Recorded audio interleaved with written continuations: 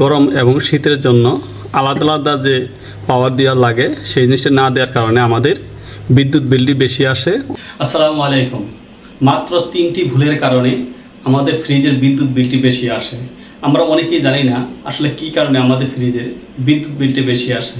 আপনারা অনেকেই দেখবেন যে একটা সময় বিদ্যুৎ বিল আসতো 300 টাকা, এখন হঠাৎ করে বিদ্যুৎ বিল চলে আসছে 300 বা ওপরে, 400 বা 500 টাকা। আসলে কী কারণে দেখা যাচ্ছে হঠাৎ করে বিদ্যুৎ বিল বেশি আসতেছে, আবার স্বাভাবিকের চেয়ে বেশি বিদ্যুৎ বিল আসার কারণটা কি, এটি আমরা অনেকেই জানি না। কিন্তু আমি আজকে আপনাদেরকে এই বিষয়টি ক্লিয়ার করব। কি 3টি ভুলের কারণে আমাদের এই বিদ্যুৎ বিলটি বেশি আসে। প্রথম যে ভুলের কারণে আমাদের বিদ্যুৎ বিলটি বেশি আসে তা হচ্ছে আমরা কি করি, আমাদের যে ফ্রিজটি আছে শীতের সময় এবং গরমের সময় একই ধরনের টেম্পারেচার দিয়ে থাকি, যার কারণে আমাদের বিদ্যুৎ বিলটি বেশি আসে।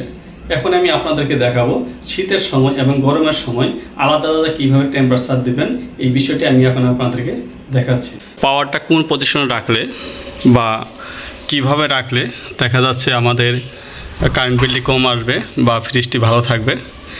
এটি হচ্ছে আমাদের ফ্রিজের যে ভলিউম বাড়ানো কমানো হয় বা পাওয়ার কমানো বাড়ানো হয়, এটির একটি নাম হচ্ছে থার্মোস্টেট।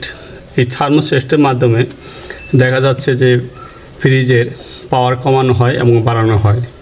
এই পাওয়ার কমানো এবং বাড়ানোর মাধ্যমেই একটা ফ্রিজের বিদ্যুৎ বিল বেশি আসে এবং কম আসে।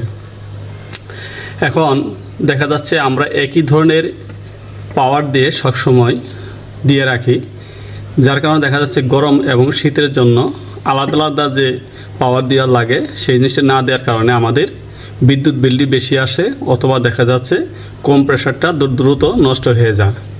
তা আমি আজকে আপনাদের এই বিষয়টি দেখাবো যে আসলে আমাদের কি কারণে এই ফ্রিজের বিলটা বেশি আসে, এবং ফ্রিজ যদি গরম এবং ঠান্ডার জন্য আলাদা আলাদা পাওয়ার না দেওয়া হয় তাহলে কি সমস্যা হয়, এই জিনিসটি আমি আজকে আপনাদেরকে ক্লিয়ার করব। তো আশা করি আমার এই ভিডিওটি আপনারা প্রথম থেকে শেষ পর্যন্ত দেখবেন, তাহলে আপনাদের এই বিষয়টি ক্লিয়ার হবে।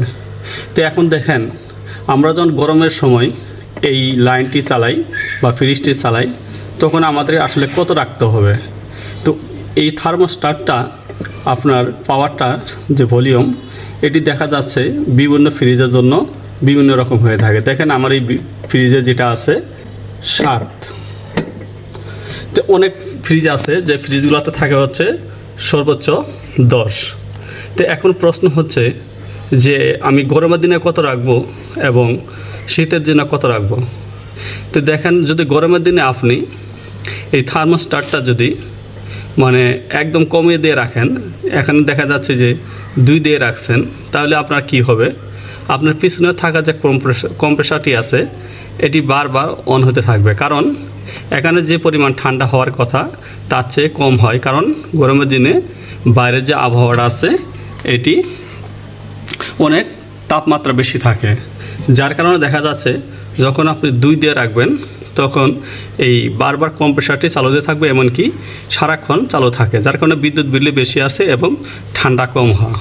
তো এখন আমি আপনাদেরকে বলছি যে আসলে কিভাবে এটি রাখলে আপনার ফ্রিজের জন্য ভালো, এই বিষয়টি এখন ক্লিয়ার করতেছি।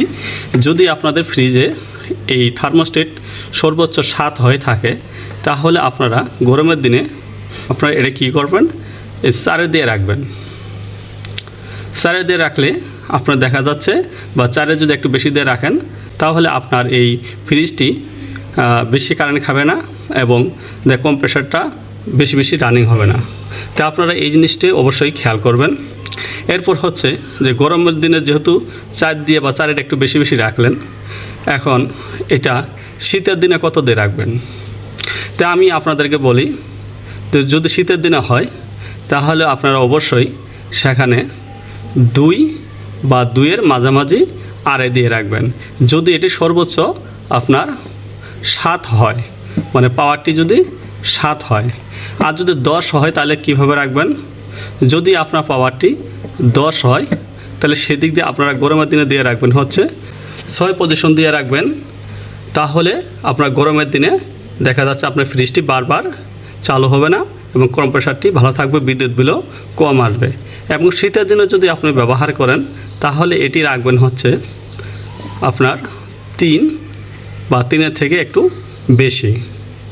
তাহলে দেখা গেল আপনার বিদ্যুতের যে বিলটি এটি কম আসবে, পাশাপাশি ফ্রিজের যে টেম্পারেচারটি এটিও ঠিক থাকবে।